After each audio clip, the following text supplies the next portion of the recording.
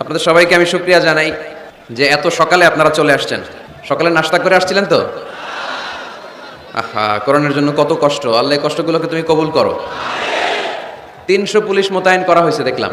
অনেক ডিবির ভাইরা আসছে, র্যাবের ভাইরা আসছে, গোয়েন্দা বিভাগের ভাইরা আসছে।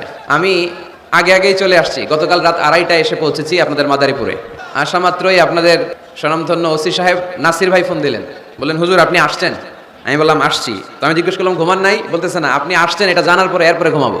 তো উনি মিশনে ছিলেন বাইরে 1.5 বছর। বললো হুজুর প্রতি রাতে আপনার একটা ওয়াজ না শুনে আমি ঘুমাই নাই। আপনাদের মাদারীপুর জেলার এডিশনাল এসপি দিদারুল হক ভাই না, বদরুল হক সাহেব আসছে। এসপি সাহেব অলওয়েজ খোঁজ খবর নিচ্ছে, ডিসি সাহেব সার্বক্ষণিক খোঁজ খবর নিচ্ছে। আল্লাহর মেহেরবানি, অনেক চেষ্টা করেছে। সরু পথ, 10 কিলোমিটার পর্যন্ত রাস্তা বন্ধ। যারা এসেছেন নিশ্চয়ই হেঁটে হেঁটে আসছেন, তাই না? গাড়ি রেখে আসা লাগছে। এই যে কষ্টগুলো আমরা করতেছি একজনের খুশির জন্য, আওয়াজ করে বলতে হবে তিনি কে? আমরা শুধু আল্লাহর খুশিই চাই, তাই না? আর কোনো খুশি আমরা চাই না। আমরা আল্লাহর কাছে কামনা করি আজকের মাহফিলটা যেন আমাদের নাজাতের ওসিলা হয়ে যায়। আমরা যা শিখবো জানবো সে অনুযায়ী যেন আমরা আমল করতে পারি। আল্লাহ তুমি তৌফিক দান করো। আমি প্রশ্ন করি, আপনারা আওয়াজ করে উত্তর দেন। সকল প্রশংসার মালিক কে? সকল ক্ষমতার উৎস কে? কেউ যেটা দেখে না দেখে কে? কেউ যেটা পারে না পারে কে? সে আল্লাহর জন্য সবাই আমরা আওয়াজ করে পড়বো আলহামদুলিল্লাহ।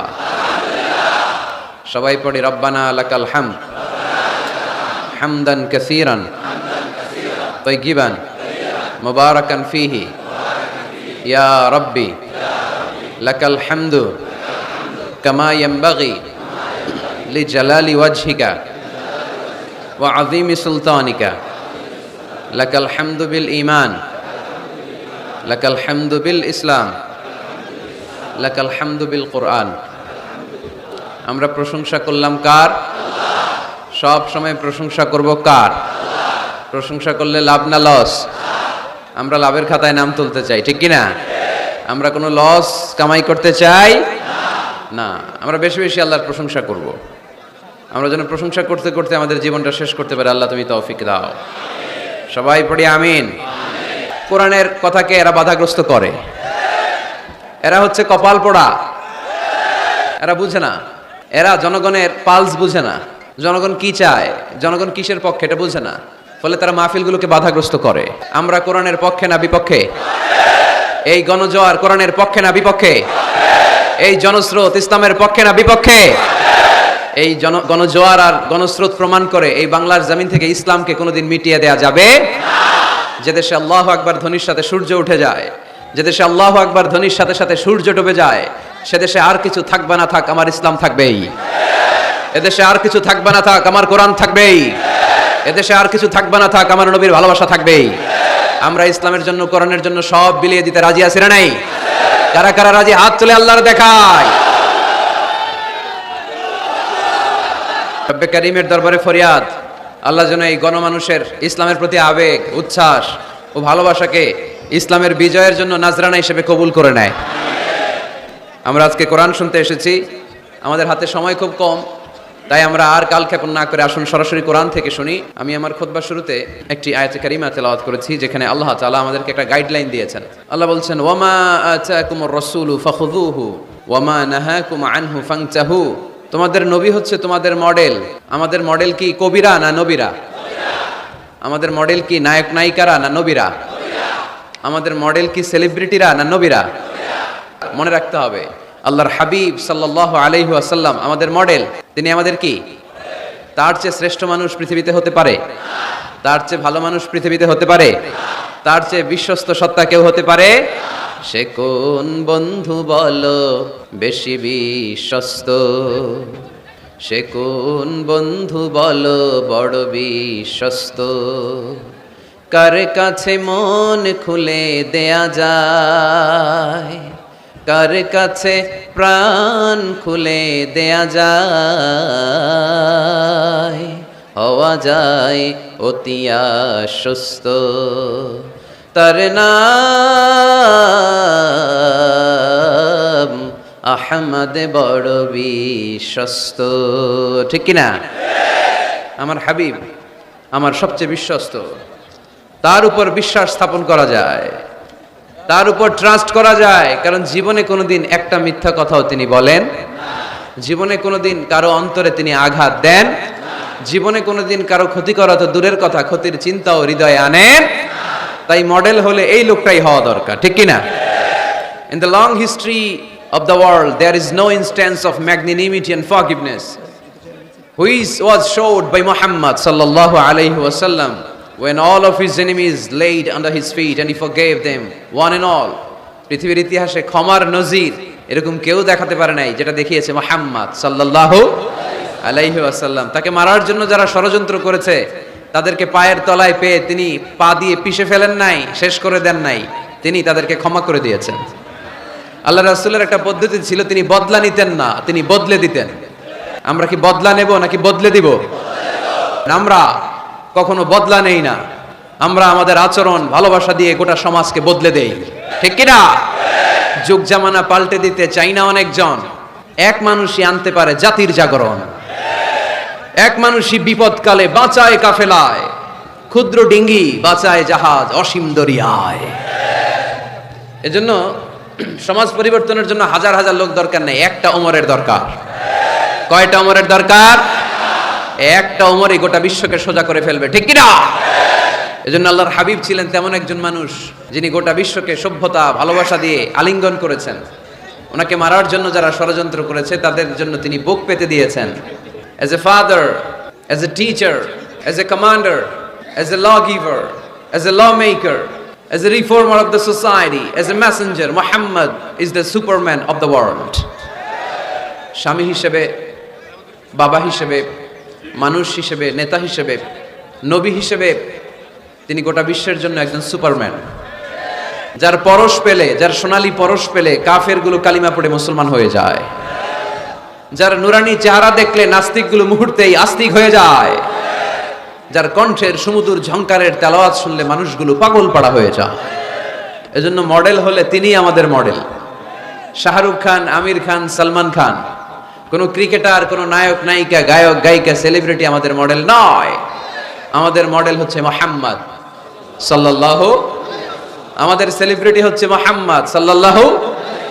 We are the follower of Muhammad, we are the fan club of Muhammad. আমরা সবাই আল্লাহর হাবিব মুহাম্মদ সাল্লাল্লাহু আলাইহি ওয়াসাল্লামের ফ্যান, আমরা সবাই আল্লাহর হাবিব মুহাম্মদ সাল্লাল্লাহু আলাইহি ওয়াসাল্লামের ফলোয়ার, ঠিক কি না? ওনার ফলোয়ার হয়েই আমরা শেষ নিঃশ্বাস ত্যাগ করতে চাই। পৃথিবীর কোন শক্তি ওনার প্রতি ভালোবাসা, আস্থা আর বিশ্বাস আমাদের অন্তর থেকে 1 ইঞ্চিও কমাতে পারবে না। উনি জানিয়ে এসেছেন এতে কল্যাণ, এতে বরকত। এজন্য আল্লাহ একটা গাইডলাইন দিলেন আমাদেরকে, বললেন ওয়ামা আতাকুমুর রাসূলু ফাখুযুহু ওয়ামা নাহাকুম আনহু ফান্তাহু।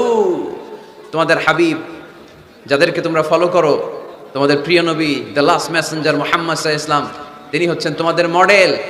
তাই তিনি যা নিয়ে এসেছেন সেটা ধরো, আর তিনি যা নিষেধ করেছেন সেটা ছাড়ো। কথাটা কার? আমি প্রশ্ন করি, আপনারা উত্তর দেন। আল্লাহর হাবিব যা নিয়ে এসেছেন সেটা ধরো, সেটা কি? আর তিনি যা নিষেধ করেছেন সেটা ছাড়ো। Whatever he brings with, take it. Whatever he forbids, abstain from it. যা তিনি নিয়ে এসেছেন ধরো, যা তিনি নিষেধ করেছেন ছাড়ো। তিনি আমাদের মডেল। তার ভালোবাসা যদি অন্তরে থাকে, আমাদের ভালোবাসবে কে?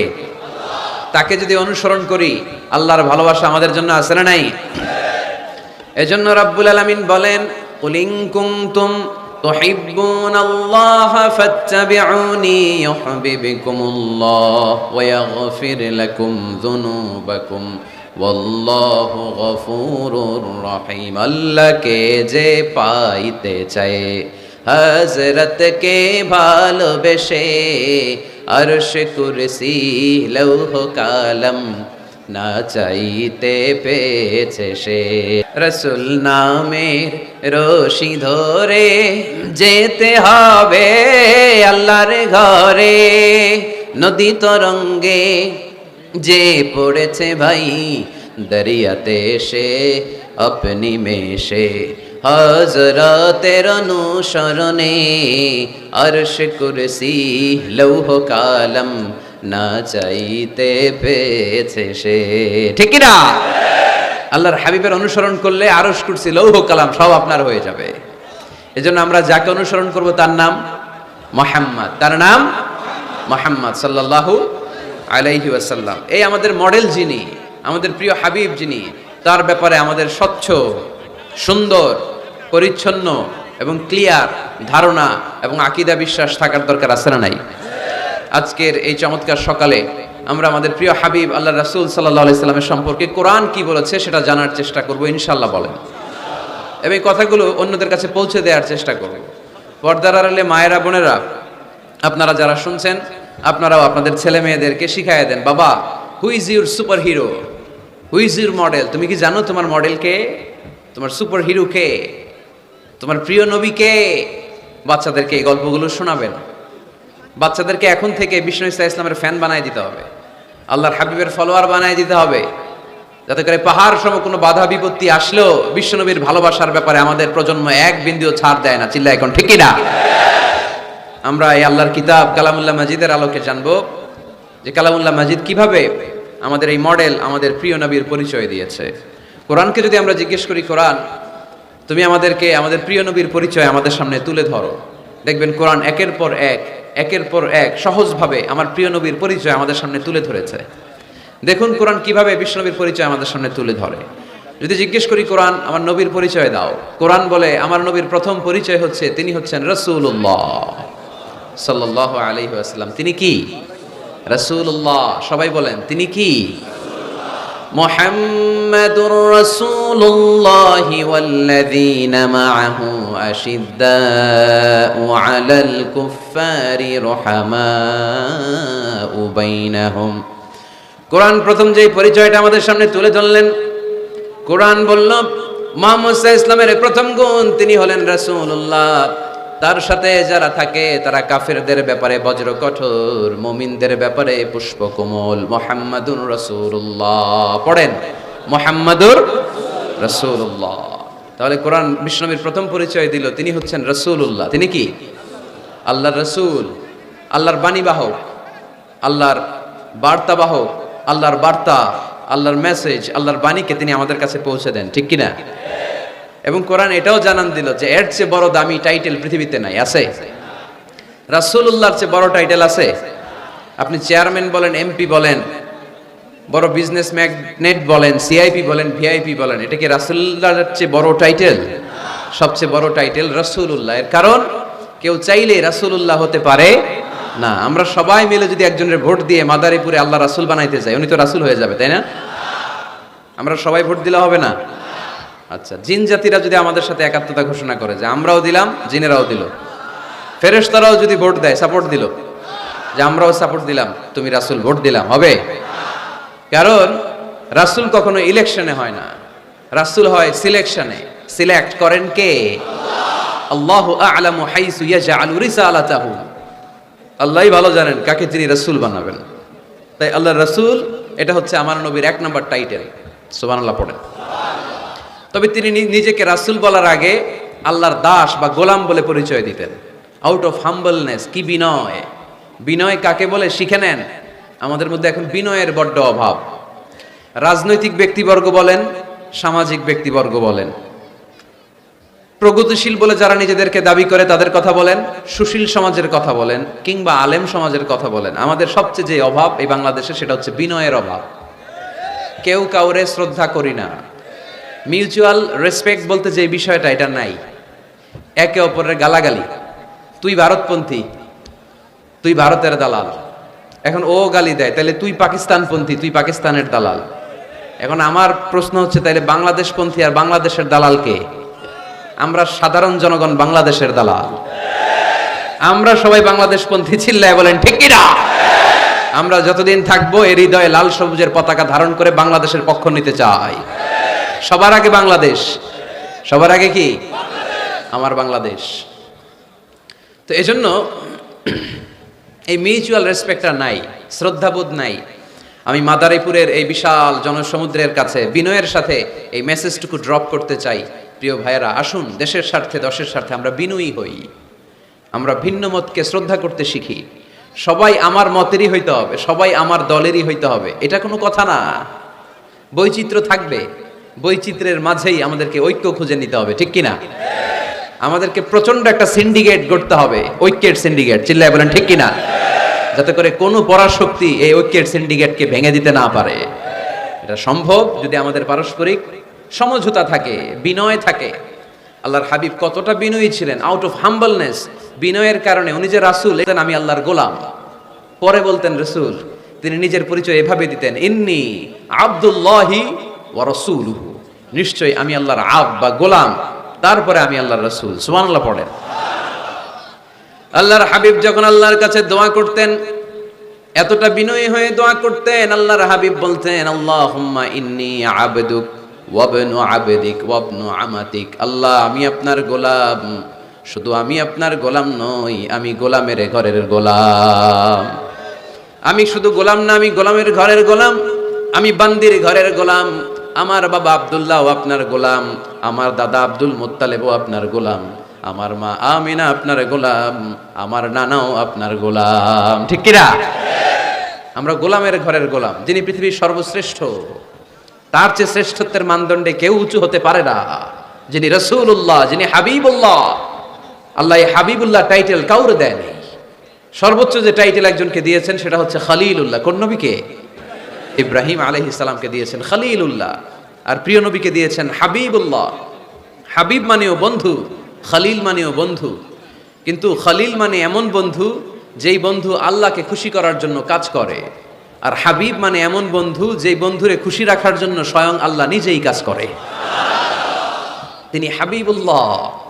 এত মর্যাদার অধিকারী হয়েও আগে নিজের পরিচয় দিতেন, ইন্নী আব্দুল্লাহি ওয়া রাসূলুহু, আমি আল্লাহর দাস, আমি আল্লাহর গোলাম, গোলামের ঘরের গোলাম। আল্লাহর হাবিব নিজেকে এত ছোট করেন, আর আমরা খালি দাপট দেখাই, আমার এলাকা, আমার টাকা, আমার পয়সা, সব আমার, সব আমি খেয়ে ফেলাম। 2 প্লেটের বেশি ভাত খেতে পারে না, উনি সব খেয়ে ফেলাবে, সব লাগবে ওনার। এগুলো কপাল পোড়া, ঠিক কিনা? তাহলে আল্লাহর হাবিবের জীবনের 2টা ডাইমেনশন। এক ডাইমেনশনে তিনি আল্লাহর গোলাম, আরেক ডাইমেনশনে তিনি রাসূলুল্লাহ। তিনি কি? এজন্য কোরআন বলল, ওয়ামা মুহাম্মাদুন ইল্লা রাসূলুন ক্বাদ খালাত মিন ক্বাবলিহির রাসূল। মুহাম্মদ সাল্লাল্লাহু আলাইহি ওয়াসাল্লাম রাসূল ছাড়া অন্য কিছু নন। ওনার আগে দুনিয়ার বুকে এরকম অনেক রাসূল দুনিয়ায় এসেছে, আবার চলে গিয়েছে। ওনার আসল পরিচয় হলো উনি আল্লাহর রাসূল। সুবহানাল্লাহ পড়েন। মাদারীপুরের ভাইরা, তাহলে আমরা কোরআনের আলোকে জেনে গেলাম আমার প্রিয় নবীর প্রথম পরিচয় তিনি রাসূলুল্লাহ। আওয়াজ করে বলেন, ওনার প্রথম পরিচয় রাসূলুল্লাহ সাল্লাল্লাহু আলাইহি সাল্লাম। এরপর কোরআনকে যদি জিজ্ঞেস করি তারপরের পরিচয়টা কি, বুঝলাম উনি নবী, উনি রাসূল। ওনার দ্বিতীয় পরিচয় কোরআন বলছে উনি শুধু রাসূল নন, উনি শেষ রাসূল, খাতামুন নবিয়্যিন। প্রথমে জানলাম রাসূল, এরপর কোরআন জানায় শুধু রাসূল না, উনি শেষ রাসূল। সুবহানাল্লাহ পড়েন। মা কানা মুহাম্মাদুন আবা আহাদিম মির রিজালিকুম ওয়ালাকিন রাসূলুল্লাহি ওয়া খাতামান নাবিয়্যিন। মুহাম্মদ সাল্লাল্লাহু আলাইহি ওয়াসাল্লাম তোমাদের কোন ছেলেদের পিতা না, তিনি হলেন আল্লাহর রাসূল, তিনি হলেন খাতামুন নবিয়্যিন। নবী আসার যে ধারাবাহিকতা সাইয়েদনা আদম থেকে শুরু হয়েছিল, বিশ্বনবীকে পাঠানোর মাধ্যমে এই ধারাবাহিকতা চিরকালের জন্য আল্লাহ বন্ধ করে দিলেন। তিনি শেষ রাসূল। তারপরে কোনো রাসূল আছে? যদি কেউ দাবি করে ভণ্ড, ঠিক কিনা? এরকম অনেক ভণ্ড পৃথিবীতে খুঁজে পাওয়া যায়। আল্লাহর হাবিবের জামানাতে মুসাইলামাতুল কাযযাব নামে এক ভণ্ড এসে দাবি করেছে, মুহাম্মদ নবী তুমি একা না, আমিও নবী। নাউজুবিল্লাহ পড়েন। তোমার অর্ধেক আমার অর্ধেক, আমার অর্ধেক নবুয়তি আমারে বুঝায় দাও। বিষ্ণু বললেন, তুই তো বড় ভণ্ড, তুই শুধু মুসাইলামা না, আজ থেকে তুই মুসাইলামাতুল কাযযাব, মিথ্যাবাদী মুসাইলামা। সে বিশ্বনবীকে কপি করতো। আমার হাবিব যা যা করতেন এই বেয়াদবটা তাই তাই করতো। বিষ্ণু ঈসা ইসলাম ছোট বাচ্চাদের মাথায় হাত বুলিয়ে দিলে বাচ্চাদের মাথায় চুল গজাতো, চুল বড় হয়ে যেত। সেও তার এলাকার বাচ্চাদের মাথায় হাত বুলিয়ে দিলে চুল ওঠাতে দূরের কথা, বাচ্চাগুলো আজীবন টাক মাথা থাকতো। কপি করে বেশি একটা সুবিধা করতে পারে নাই। আল্লাহর হাবিব কোনো গাছের মধ্যে দোয়া পরে ফু দিলে এটার বাম্পার ফলন হতো, আর এই বেয়াদব ফু দিলে মুহূর্তের মধ্যে গাছ মুইরা কাঠ হয়ে যেত। লোনা পানির কুয়াতে বিশ্বনবী কুলি করে ফেললে এটা মিঠা পানির কুয়া হয়ে যেত, আর এই বেয়াদবটা মিঠা পানির মধ্যে কুলি ফেলাইলে এটা লোনা পানি হয়ে যেত। বেয়াদবি। আল্লাহর হাবিবের সাথে বেয়াদবি করলে আল্লাহ সহ্য করে না। চিল্লায় বলেন ঠিক কিনা?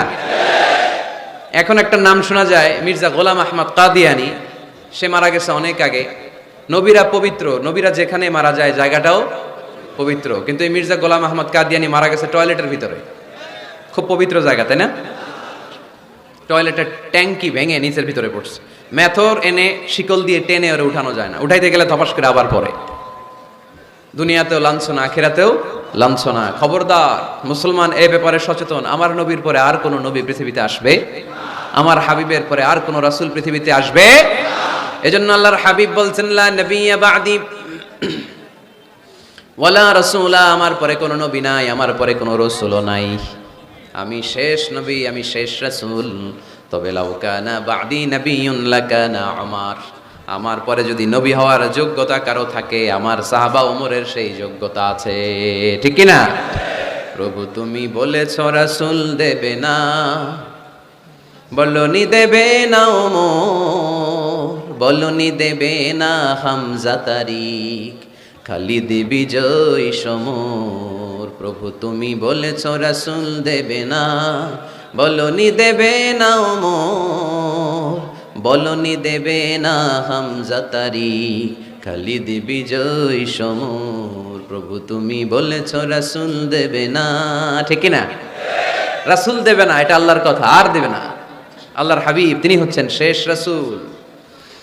এজন্য আল্লাহর হাবিব বলতেন, সহিহ মুসলিম শরীফের বর্ণনা, মাসালি ওয়া মাসালুল আমবিয়া মিন ক্বাবলি কামাসালি রাজুলিন বানা বাইতান, আমার দৃষ্টান্ত আর আমার আগের সব নবীদের দৃষ্টান্ত ওই ব্যক্তির মতো যে একটা ঘর বানিয়েছে। কি বানিয়েছে? ঘর, অনেক সুন্দর একটা ঘর বানিয়েছে। ইন্টেরিয়র ডিজাইন, এত সুন্দর ঘর কেউ দেখে নাই। সবাই ঘরটা দেখলো আর প্রশংসা করলো, বাহ চমৎকার ঘর তো। এই ঘরের মধ্যে ভুল ধরার মতো কোনো জায়গা নেই, একটা জায়গা ছাড়া, সেটা হচ্ছে এই ঘরের একটা দেয়ালের গাঁথনিতে একটা ইট কম আছে, একটা ইট আসে নাই, ইটের জায়গাটা ফাঁকা, ফলে বাইরে ঠান্ডা বাতাস ভিতরে ঢুকে। এত দামি ঘর বানাইলেন কিন্তু দেয়ালের এক জায়গায় একটা ইটা নাই, ঠান্ডা বাতাস ঢুকলে এই ঘর দিয়ে কোনো লাভ আছে? শীতের রাতে কষ্ট আছে না নাই? আল্লাহর হাবিব বললেন, ওই ইটাটা হচ্ছে আমি মুহাম্মদ সাল্লাল্লাহু, ওই গ্যাপের জায়গাটা আমি, আনাল্লাবিনা ফাআনাল্লাবিনা আনা খাতামুন নবিয়্যিন, আমি হচ্ছি ওই নবুয়তির দেয়ালের ওই গ্যাপের জায়গায় না রাখা ইটা। আমাকে যখন আল্লাহ ওই জায়গাটায় সেট করে দিলেন, গোটা বিশ্বটা আলোকিত হয়ে গেল। পড়েন সুবহানাল্লাহ।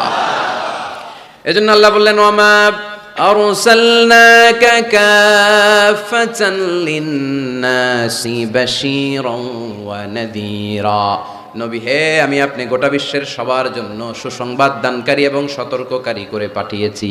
সুবহানাল্লাহ। তিনি সবার নবী, তিনি শুধু আরবের নবী না, তিনি শুধু সৌদি আরবের নবী না, তিনি শুধু অনারবের নবী না, তিনি শুধু পুরুষ মানুষদের নবী না, তিনি শুধু সাদা চামড়ার লোকদের নবী না, তিনি সবার নবী, তিনি গোটা বিশ্বের নবী, ঠিক কিনা? এক এক নবীর নবুয়তের আলাদা বাউন্ডারি ছিল।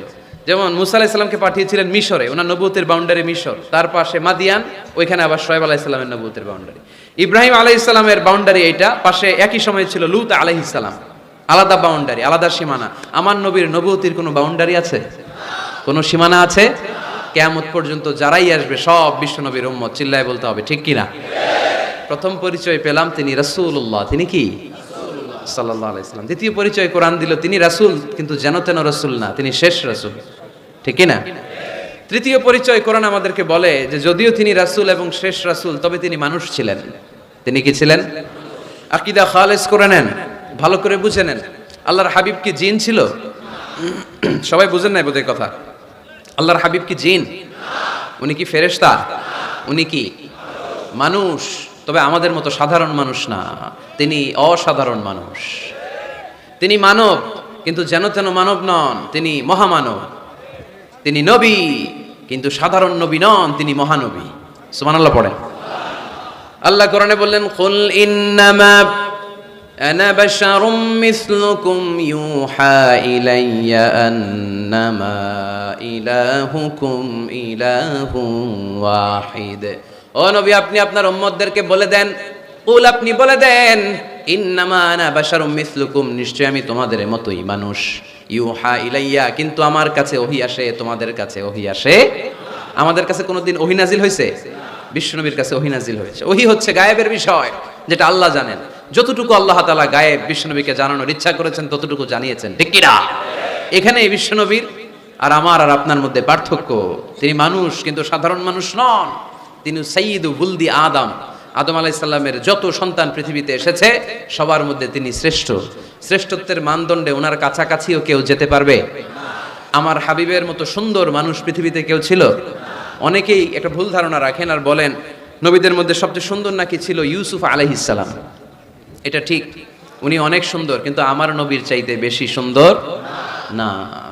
আল্লাহর হাবিব বলতেন আনা মালিহুন ওয়া আখি ইউসুফ সাবিহুন, আমি হচ্ছি লাবণ্যময় সুন্দর আর আমার ভাই ইউসুফ হচ্ছে সাদা সুন্দর। একদিকে লাবণ্যময় সুন্দর, আরেকদিকে সাদা সুন্দর, কোনটার দাম বেশি? লাবণ্যময় সুন্দরের দাম বেশি।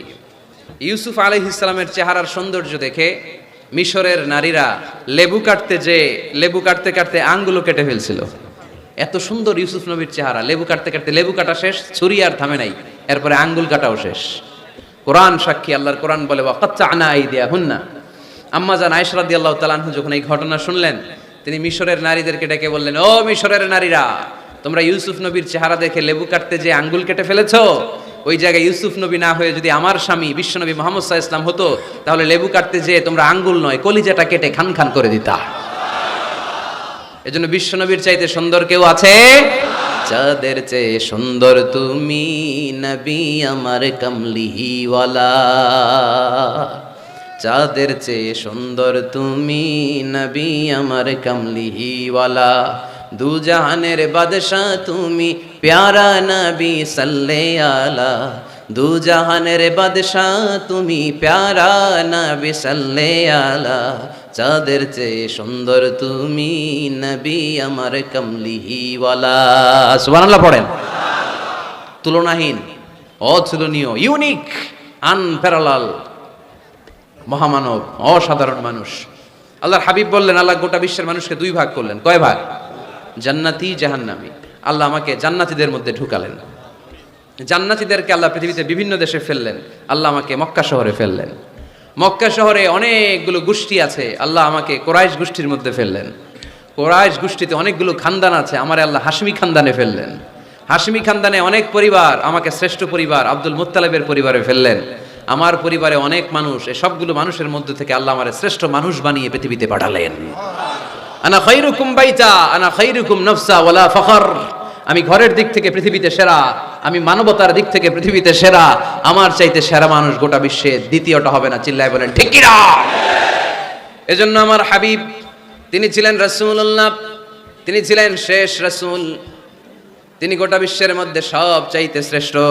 এজন্য কোরআন বলল তিনি মানুষ ছিলেন। কোরআন 4 নাম্বার বিশ্বনবীর যে পরিচয়টা আমাদের সামনে তুলে ধরে, কোরআন বলে বিশ্বনবী কোনোদিন মন গড়া কোনো কথা মানুষকে বলে নাই। আমরা মন গড়া বলি না? মাদারীপুরের ভাইরা, ঘুম আসতেছে? শীত লাগতেছে? গরম লাগতেছে? তো কি লাগতেছে? ভালো লাগতেছে? তাকবীর পড়েন, লিল্লাহি তাকবীর। শুধু আমাদের হাবিব সাল্লাল্লাহু আলাইহি ওয়াসাল্লামই না, পৃথিবীর কোনো নবী মন গড়া কিছু বলে না। এজন্য নবীদের কথায় কোনো ভেজাল নাই, কোনো অমিল নাই। কোনোদিন এমন কি হয়েছে এক নবী এসে বলছে আল্লাহ আছে, আল্লাহ এক, আরেক নবী এসে বলছে না আল্লাহ 2-3 জন হইতে পারে? বলেছে? কোন নবী বলেছে এই দুনিয়ার জীবন শেষে আখিরাত বলে একটা কথা আছে, আরেক নবী আয়েশা বলে না আখিরাত ফাকিরাত বলতে কিছু নাই, নাও থাকতে পারে, এরকম বলছে? কিন্তু কবিদের কথার মধ্যে অমিল আছে না নাই? দার্শনিকদের কথায় অমিল আছে না নাই? এক দার্শনিক এসে বলে মানুষ হচ্ছে পেট সর্বস্ব জীব, মানুষের বড় সমস্যা পেট সমস্যা, পেটের সমস্যা ঠিক তো সব ঠিক। আরেক দার্শনিক এসে বলে না, পেটের চেয়ে বড় সমস্যা যৌন সমস্যা, যৌন সমস্যা ঠিক করে দিলে সব ঠিক। আরেকজন বলে না, পেটও সমস্যা না, যৌনও সমস্যা না, মানুষ আসলে মানুষই না, মানুষ হলো বান্দর। বানর থেকে এভলিউশন, সময়ের বিবর্তনে, কালের বিবর্তনে এগুলো মানুষ হয়ে গেছে। তার মানে এদের কথার মধ্যে বৈপরীত্য আছে না নাই? কিন্তু নবীদের কথায় কোনো বৈপরীত্য আছে? কারণ নবীরা মন গড়া কিছু বলেন না, তাদের কাছে কথা আসে একটা হেড কোয়ার্টার থেকে। হেড কোয়ার্টারটা কার? এজন্য আল্লাহ বললেন ওয়ামা ইয়ানতিকু আনিল হাওয়া ইন হুয়া ইল্লা ওয়াহয়ুন ইউহা। আমার হাবিব মন গড়া কিছু বলেন না, আমার পক্ষ থেকে যদি ওহির বাণী এসে তার কাছে পৌঁছায়, ওহির আলোকে কথাগুলো তিনি তোমাদেরকে শোনান, ঠিক কি না? হি ওয়াজ গাইডেড বাই ওয়াহি, হি ওয়াজ গাইডেড বাই রিভেলেশন। ওনার তো মন গড়া কথা বলা লাগে না, ওনার কাছে ওহি পাঠানো হয়। ওহি হচ্ছে আল্লাহর পাঠানো সিক্রেট মেসেজ। উনি কিছু না জানলে বলে দিতেন আমি জানি না, আমাদের মতো আল্লামা শাস্তে চাইতেন না।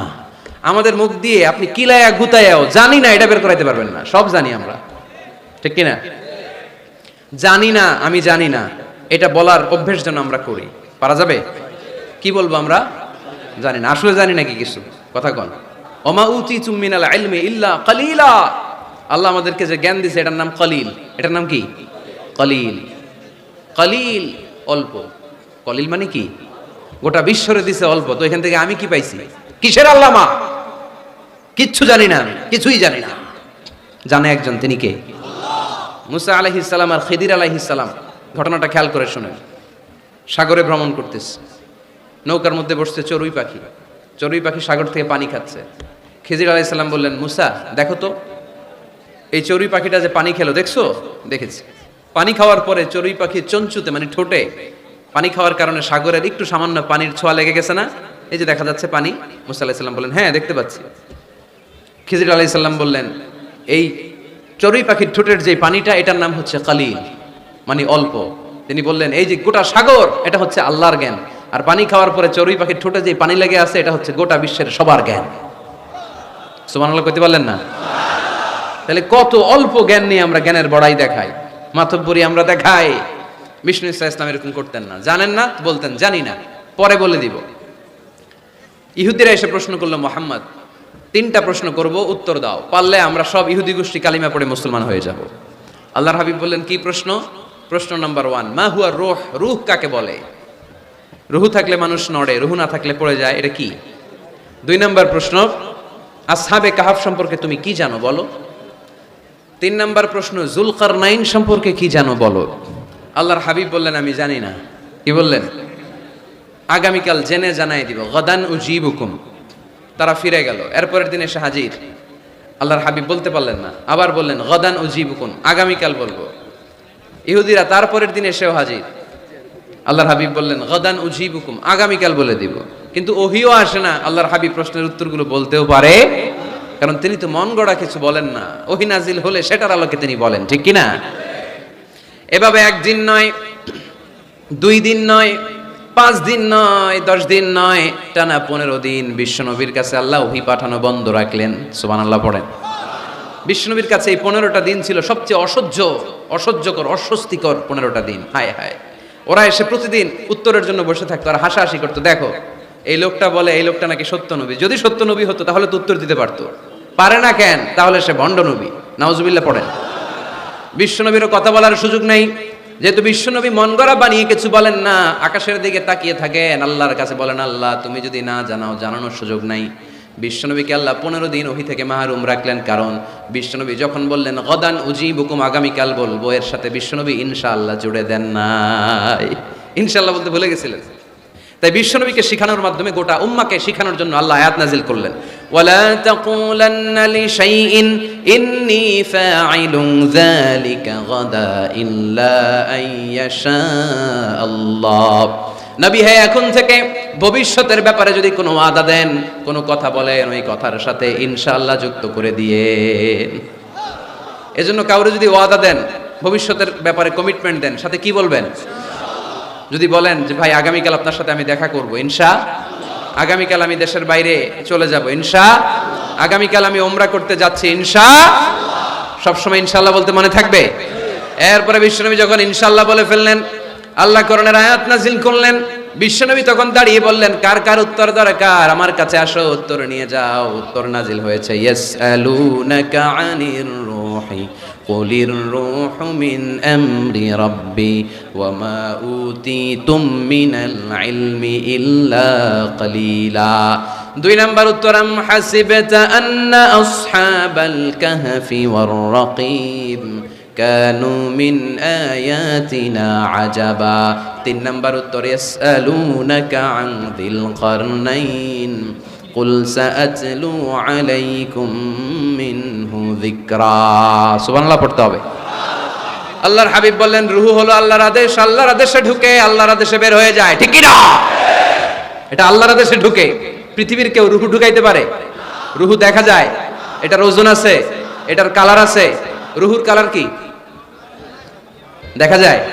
2 কাঁধে যে 2 ফেরেশতা আছে দেখা যায়?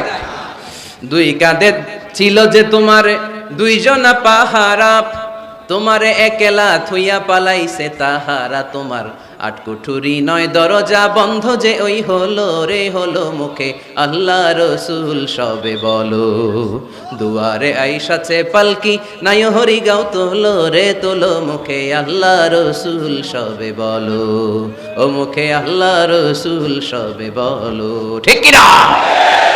দুই কাদের দুই ফেরেশতা উড়াল মারে, রুহুটাও যখন উড়াল মারে মানুষগুলো লাশ হয়ে জমিনে পড়ে যায়। বিশ্বনবী এবার কোরআনের ওহী পেয়ে বলে দিলেন, রুহু হলো আল্লাহর আদেশ, আল্লাহর আদেশে ঢুকে আল্লাহর আদেশে দেহ থেকে বের হয়ে যায়। দুই নম্বর প্রশ্নের উত্তর দিলেন আসহাবে কাহাফ, 7 জন যুবক আল্লাহর জমিনে আল্লাহর দ্বীনকে বাস্তবায়নের জন্য গুহার ভেতরে যে ঘুমিয়ে পড়েছে। 309 বছর পরে তাদেরকে জাগিয়ে দিয়েছে কে? জুলকারনাইনের ব্যাপারে বিশ্বনবী জানিয়ে দিলেন, গোটা বিশ্বে 4 জন বাদশা ছিল, 2 জন মুসলিম 2 জন কাফের। জুলকারনাইন এমন একজন বাদশা যিনি গোটা বিশ্বকে শাসন করেছেন। সুবহানাল্লাহ পড়েন। তার মানে বিশ্বনবীর 4 নাম্বার পরিচয়, আমার নবী মন গড়া কথা বলে না, বলে আমার নবী কখনো কশ্চিনকালে মন গড়া কিছু বলে না। ঠিক কিনা? শুনতেছেন আপনারা? কষ্ট হচ্ছে মনে হয়। এখন তো রোদ বাড়তেছে, এই যে অনেকে মাফলার খুলতেছেন, চাদর খুলতেছেন, কষ্ট হয়ে যাচ্ছে না? আর কয়েক মিনিট শুনবেন। 5 নাম্বার পরিচয়, তিনি রাহমাতাল লিল আলামিন। আমার নবীর 5 নাম্বার পরিচয়, তিনি কি? সবাই বলতে হবে, এখনো সবাই বলেন নাই। তিনি কি? তিনি রাহমাতাল লিল আলামিন। ওয়ামা আরসালনাকা ইল্লা রাহমাতাল লিল, I have sent you as a mercy for the entire universe. নবী হে, আমি আপনাকে গোটা বিশ্বের সবার জন্য রহমত করে প্রেরণ করেছি। বুঝে শুনে উত্তর দিয়েন। আল্লাহ কি বলছে? নবী আপনি রাহমাতাল লিল মুসলিমিন, আপনি মুসলমানদের জন্য রহমত বলছে? আওয়াজ করে বলেন, বলছে? আল্লাহ কি বলেছেন? রাহমাতাল লিল মুমিনিন, নবী আপনি শুধু মুমিনদের জন্য রহমত বলেছে? আল্লাহ কি বলেছে? নবী হে আপনি রাহমাতাল লিল মুসাল্লিন, আপনি মুসল্লিদের জন্য রহমত বলছে? কি বলছে? রাহমাতাল লিল, সবার জন্য রহমত, কাফেরদের জন্য রহমত। ইহুদির লাশ দেখে দাঁড়ায় গেছে আল্লাহর নবী, সুবহানাল্লাহ করতে পারলেন না। আর আমরা মুসলমান ভাই ভাই কিলাকিলি করি, আছে না নাই? একজন আরেকজনের কাফের ফতোয়া দেয়, আছে না নাই? তুই কাফের, তুই কোন পীরের মুরিদ? ওই পীরের মুরিদ। ও আমার পীরের কাছে মুরিদ হস না, তুই কাফের। তুই কোন দল? তাবলীগ, তাহলে তুই কাফের। তুই কোন দল? আহলে হাদিস, তুই কাফের। তুই কোন দল? আমি জামাত ইসলাম, তুই কাফের। সবারে কাফের বানাইয়া উনি একা মুসলমান হয়ে জান্নাতে ঢুকবে। কত বড় পোড়া কপাল! জান্নাতে কি ধাক্কা ধাক্কি আছে? এই ফতুয়াবাজি যেন আমরা বন্ধ করি। তুই 10 কারণে কাফের, তুই 20 কারণে কাফের। তুই যেহেতু কাফের, তুই মারা গেলে যে এখানে কবর দেয়া হবে, এই কবরের উপরে যে ঘাস উঠবে, এই ঘাস যে গরু খাবে, ওই গরুর যে দুধ খাবে, ওইটাও কাফের। এরকম আছে না নাই? না। ইসলামের দুয়ারকে সংকুচিত করবেন না। আল্লাহর হাবিব হচ্ছে রাহমাতাল লিল আলামিন। সুবহানাল্লাহ পড়েন। আমরা আমার মুসলিম ভাইরে মসজিদে ঢুকতে দেই না, আমার মতের সাথে না মিললে। বিশ্বনবী খ্রিস্টানদেরকে মসজিদে নববীতে ঢুকতে দিয়েছেন। সুবহানাল্লাহ পড়বেন না? ইহুদির লাশ দেখে দাঁড়িয়েছেন। সাহাবারা বললেন, ইয়া রাসূলুল্লাহ, দাঁড়ালেন যে, এটা তো ইহুদির লাশ। আল্লাহর হাবিব বললেন, আওয়ালাইসাত নাফসান, এটা কি মানুষ না? এটা কি মানুষ না? আমি তো ইহুদি, আস্তিক, নাস্তিক, খ্রিস্টান এটা বাস বিচার করি নাই, আমি মানুষ এটা মনে করে দাঁড়িয়েছি। চিল্লায় পড়তে হবে আল্লাহু আকবার। এজন্য আল্লাহর হাবিব বলতেন, লিকুল্লি নবিয়্যিন দাওয়া মুস্তাজাবা। এ দুনিয়ার সব নবীদেরকে রব্বুল আলামিন একটা করে দোয়া করার সুযোগ দিয়েছেন। ওই দোয়াটা দাওয়া মুস্তাজাবা, ওই দোয়াটা করতে দেরি, কবুল হতে দেরি নাই। সব নবীরা এরকম দোয়া করার সুযোগ পেয়েছিল জীবনে। কয়টা? কয়টা? ওই একটা দোয়া সব নবীরাই করে ফেলছে দুনিয়াতে। বিপদে পড়েই দোয়া কাজে লাগাই ফেলছে, আর সুযোগ নাই। কারণ একটা চান্স। একজন নবী ওই স্পেশাল দোয়াটা করে নাই। আল্লাহ বলছে, নবীরা একটা করে দোয়া করো। তোমার কি দোয়া? তোমার কি দোয়া? তোমার কি দোয়া? উনি বলে, আমার এটা লাগবে, ওইটা লাগবে। আল্লাহ বলতেছে, যে যা চাইবে ওইটাই দিবা। সব নবী দোয়া করে, একজন করে না। নবীদের সর্দার নবী, আপনার দোয়াটা করেন। কই করুম না, করবো না, আমি রেখে দিলাম, যখন লাগে তখন করুন। সুবহানাল্লাহ পড়বেন না? লিকুল্লি নবিয়্যিন দাওয়া মুস্তাজাবা। সব নবীকে স্পেশাল একটা দোয়া করার সুযোগ আল্লাহ দিলেন। দাও বিহা, সব নবীরা ওই দোয়াটা দুনিয়ার বুকেই করে ফেলেছে। আল্লাহর হাবিব বলেন, ওয়া ইন্নী আখতাবিউ দাওয়াতি শাফাআতান লি উম্মতি ইয়াউমাল কিয়ামা।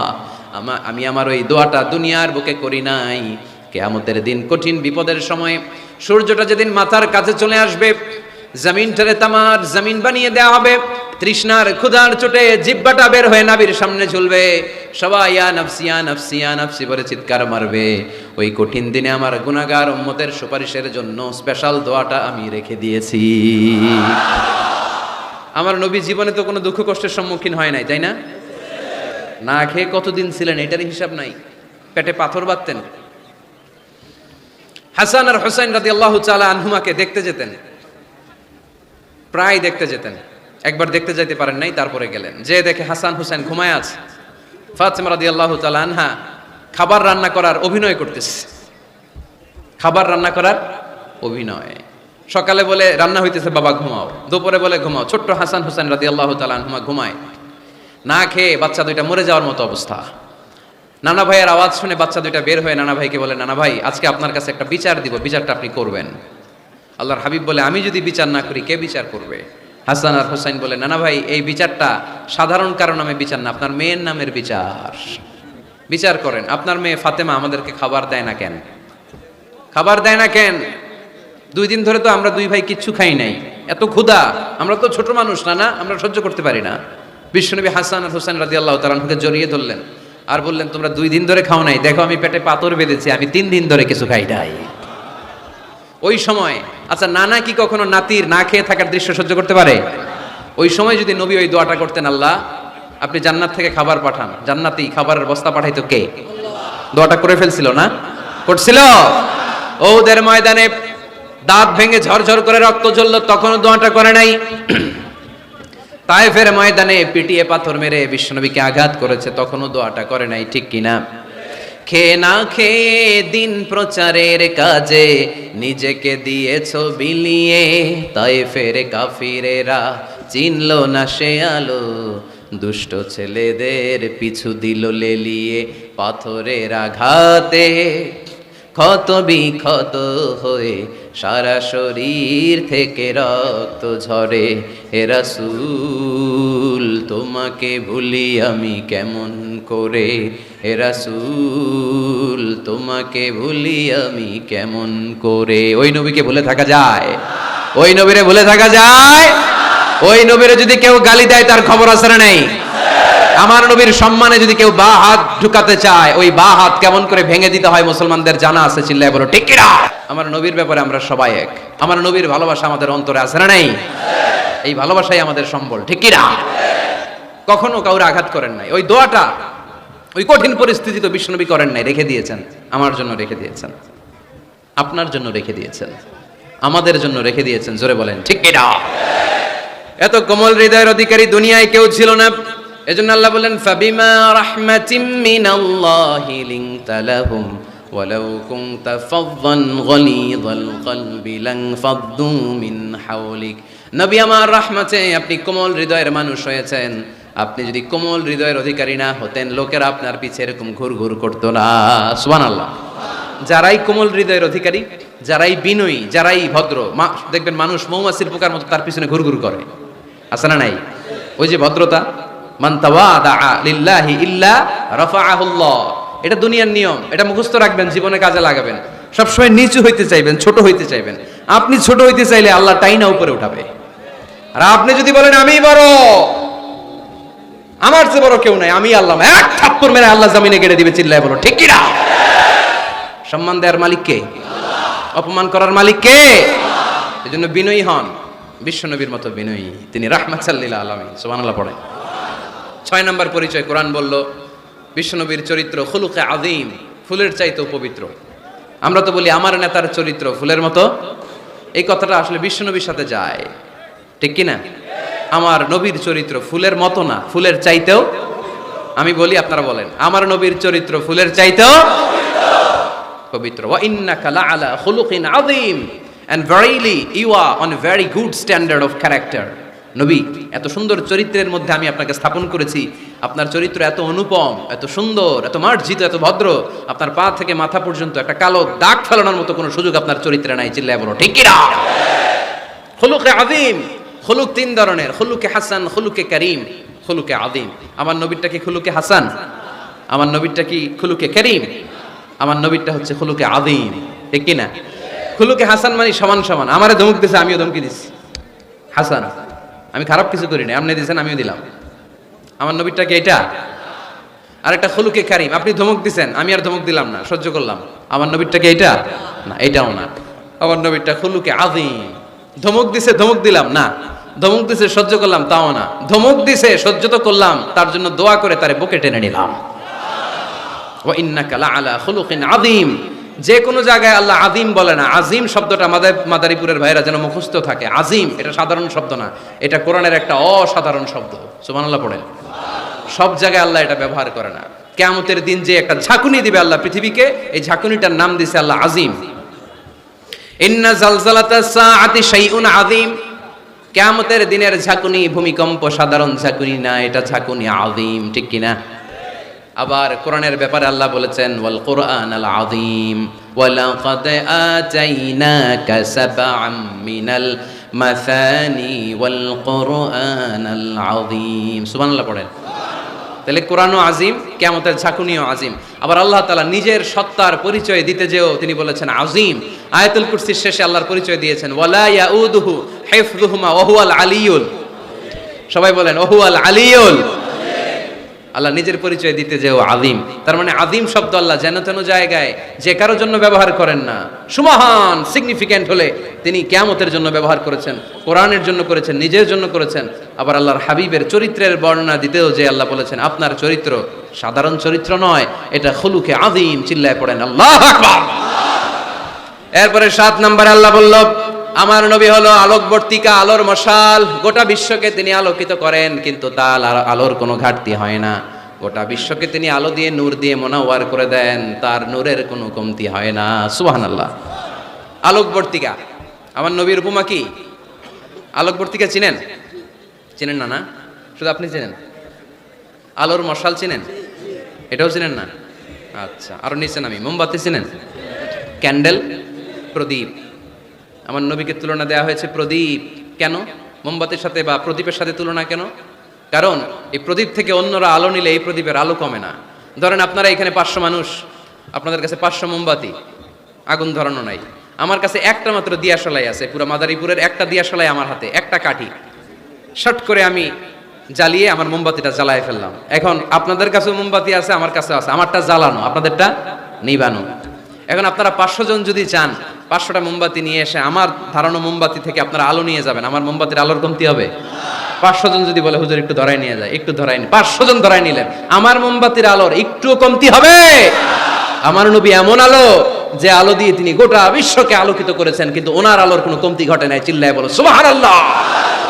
এজন্য আল্লাহ বললেন ইয়া আইয়ুহান নাবিয়্যু ইন্না أرسلناك شاهدا ومبشرا ونذيرا وداعيا إلى الله بإذنه وسراجا منيرا। সুবহান আল্লাহ পড়েন। আলোকবর্তিকা, আলোর মশাল। এই আয়াতে 5টা গুণের কথা বললেন, সর্বশেষ বললেন তিনি হচ্ছেন সিরাজাম মুনীরা। কি নাম? নামটা কেমন লাগে? নতুন ছেলে সন্তান হবে এরকম কেউ জানেন নাকি? যদি জানেন মাদারীপুর একটা নাম দিয়ে গেলাম, ছেলের নাম রাখবেন সিরাজাম মুনীরা। সিরাজুম মুনীর। সাহেব রামপুরের ভাইয়েরা অনেকে আমরা জিজ্ঞেস করে হুজুর ছেলে হবে নাম দেন, মেয়ে হবে নাম দেন, দিয়ে গেলাম আজকে নাম সিরাজুম মুনীর। আপনার ছেলের নাম রেখে দিন। রাখবেন? রাখবেন না? না। 8 নাম্বার বিশ্বনবীর বৈশিষ্ট্য কোরআন দিল, আল্লাহর হাবিব নিষ্কলুষ, নিষ্পাপ, কোনো পাপ নাই। পাপ আছে? আমাদের তো কোনো পাপ নাই না? পাপ আছে আপনাদের? বলতে খুব লজ্জা লাগতেছে। আমরা সবাই পাপী, পাপীর ঘরের পাপী, ঠিক কি না? পৃথিবী না জানুক আমি তো জানি, আমি কি পাপ করেছি হায়, ঠিক কি না? কেউ জানে না, আমি জানি না। পৃথিবী না জানুক আমি তো জানি, আমি কি পাপ করেছি হায়। আমার পাপের করলে বিচার, বাঁচার আমার নাই উপায়। দয়াময় প্রভু মাফ করো আমায়, মাফ করো আমায়। পড়েন আমিন। আমরা পাপী, কিন্তু বিশ্বনবীর কোনো পাপ নাই। লিয়াগফির লাকাল্লাহু মা তাকদ্দামা মিন যামবিকা ওয়া মা তাআখার। সব মাফ, আগেরও সব মাফ, পরেরও সব মাফ, তিনি নিষ্পাপ, তিনি নিষ্কলুষ। আমার নবীর জীবনে কোনো পাপ নাই, তিনি মাসুম। চিল্লায় বলেন ঠিক কিনা? 9 নম্বরে কোরআন বলল, আমার নবীকে এই দুনিয়ার বুকে যারা গালি দিয়েছে, এই গালির জবাব আরশের উপর থেকে দিয়েছে কে? আমার নবী যখন কোরআনের দাওয়াত দিতে লাগলো, কোরআনের বাণী শুনে কাফেররা বলতে আরম্ভ করলো, মুহাম্মদ জীবনে তুমি কারো কাছে পড়ো নাই, জীবনে কিছু লিখো নাই, জীবনে কোনো বই হাতে নেও নাই, এত সুন্দর সুন্দর বাণী কোত্থেকে পাও? মনে হয় এগুলো কবিতা, তুমি মুহাম্মদ কবি হয়ে গিয়েছো, তোমার কবিত্ব প্রতিভা দিয়ে তুমি কোরআন বাণী আমাদের কাছে রচনা করেছো, এগুলো আল্লাহর বাণী নয়, এগুলো হলো কবিতা। কোরআনকে তারা কবিতা বলে গালি দিয়েছে। সাথে সাথে আল্লাহ জবাব, যত জায়গায় নবীকে গালি দেওয়া হয়েছে জবাব দিয়েছে কে? আল্লাহ বললেন, ওয়ামা আল্লামনাহু আশ-শি'রা ওয়ামা ইয়ানবাগী লাহু ইন হুয়া ইল্লা যিকরুন ওয়া কুরআনুম মুবিন। এগুলা কবিতা নয়, মুহাম্মদ কখনো কবিতা শিখে না, কবিতা শেখানো তার পক্ষে সম্ভব না, তার জন্য এটা শোভনীয় নয়। মুহাম্মদের কাছে যা নাজিল হয় এটা হলো সুস্পষ্ট কোরআন, এটা হলো হেদায়েতের বাণী। ঠিক কি না? তারা আবার গালি দিল, তাহলে তুমি গণক। আল্লাহ বললেন, ওয়ালা বিকাউলি কাহিন কালিলাম মা তাযাক্কারুন, এটা গণনা নয়। তারা গালি দিল পাগল। আল্লাহ বললেন, ওমা সাহিবুকুম বিমাজনুন, উনি পাগল নন। সবাই বলল, তাহলে তোমার একটা ছেলেও বাইচে থাকে না কেন? 4 মেয়ে বাইচে আছে, ছেলেগুলো মরে কেন? ছেলে মরে গেলে তুমি নির্বংশ, লেস কাটা। মুহাম্মদ তোমার দিন শেষ। নাউজুবিল্লাহ পড়বেন না? তোমার মৃত্যুর পরই কেউ আর তোমার নাম নেয়ার মতো থাকবে না, তুমি আবতার। তুমি কি? আরো জোরে, তুমি কি?